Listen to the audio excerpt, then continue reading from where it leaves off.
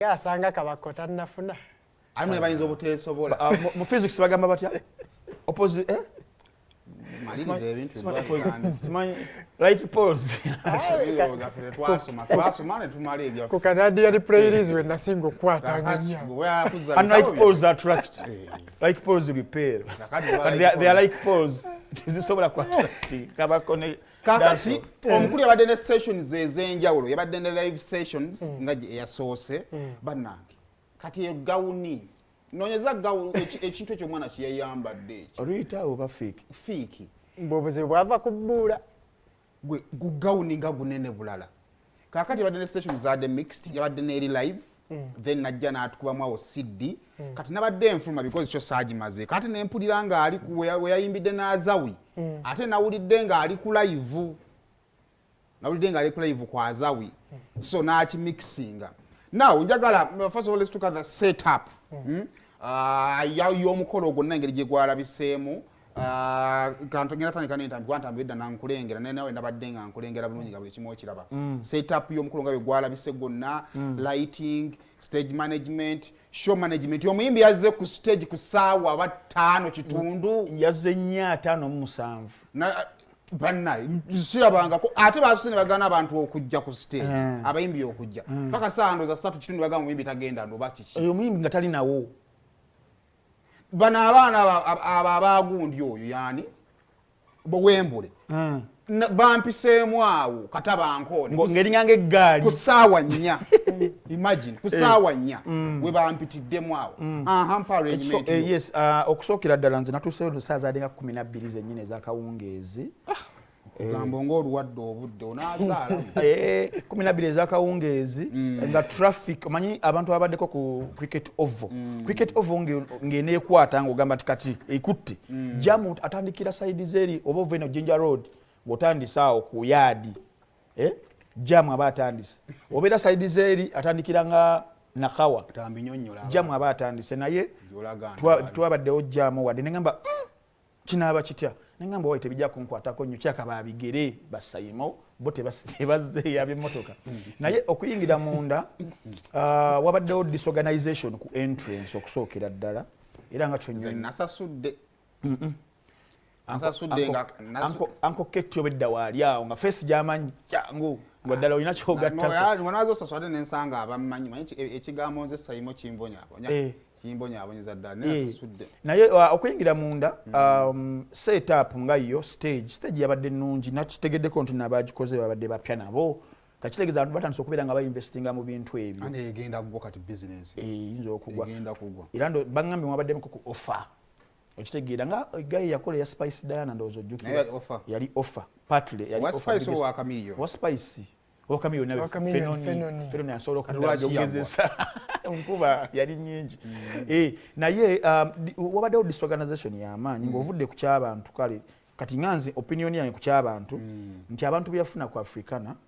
be bano beyafunye mu cricket oval just ate cricket oval nene nnyo nti kikulowoosa okubeera nti no relatively they attended naye nga si kyebadde basuubira nga woyogedde nti bo babadde balina essuubi ekirooto ekyokujjuza ekitaasobose naddala ku sayidi eno ekola business ya VIP emitwalo 5 nti abantu babadde batono nnyo nga tusobola nozanyiramu omupiira tekayo egolo eno neggolo eri kata tuzanyiremu n'eriire tudduka emisinde nga twewa akati n'ebbaati ne MC Cuts okitegeera so awo olaba wabaddewo obuzibu nga wena bade twade twenyizade ne Evening Saawo ade unabana bagala saawo nga tujjuddawo nga banyiga liito jjo bwatuyitako awo a lot of people bonna bakunyiga gaba bibi awo tuveewo muganda wange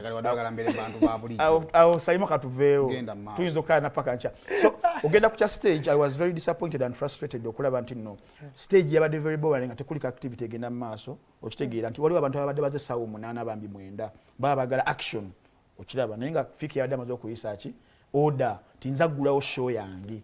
teri muntu agenda jinzubulira oba yakakopa kwani ako baka million Spice ne ka million Spice yaveri mu bire wa katonda ku ssaawa 2 najja bwati kati ndozanga alina waayino bbuukirako n'abitya roja n'amugamba buuka Spice n'agaana yamubuza mbuuke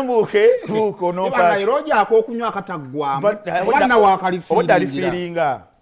Odali embozi na mpanvu nnyo sigala nakutwala yes naye nti yadde amaze okuyisa order mutagenda kubeera yagenda okuggulawo so nekitakinga time ninga ate abayimbi babadde bali backstage nabo bali mu kukola batolotooma mulimu abalina shows ki ewalala okiraba ate ng'omuyimbi munfu takola ki tali mu for reasons we can't know so ne bayisa order executive order nti abaliwo bo bayimbe era Dax Vibe yagulawo show officially yagiguddewo officially n'abalala ne bajja Mickey Wine ne bajja n'abalala ye omuyimbi yazze essaawa nga 4 nga ye naye ku stage wagirabye very expensive ye ng'omuntu yeri very expensive of course ye ng'omuntu toseka sayima katukolera abantu kale baabo nga ye omuntu wa Fik Kyabuzeemu ndowooza yeeteeseteese bulungi ekimala fe performance tekiba kyangu nnyo bayimbi ngaabo betugamba bali mu afro fusions ezagundi ez'enjawulo okubanga baperforminga bulungi nnyo ku live performance. Was it intentional okukuba ne live sessions ne CD oba yadde endongo yatabuse butabuse? Teyatabuse butabuse kyadde kiteeketeeke kuba amanyi ga Fik gonna agasinga gali nnyo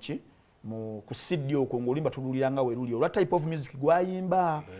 si buli type of music nti nayinza okunyumira era bane si kyatteeka nti buli muntu alina okukuba live ekyo njagala abantu bakitegeere si kyatteeka wakati ono gundi yazze ani ono waikibenda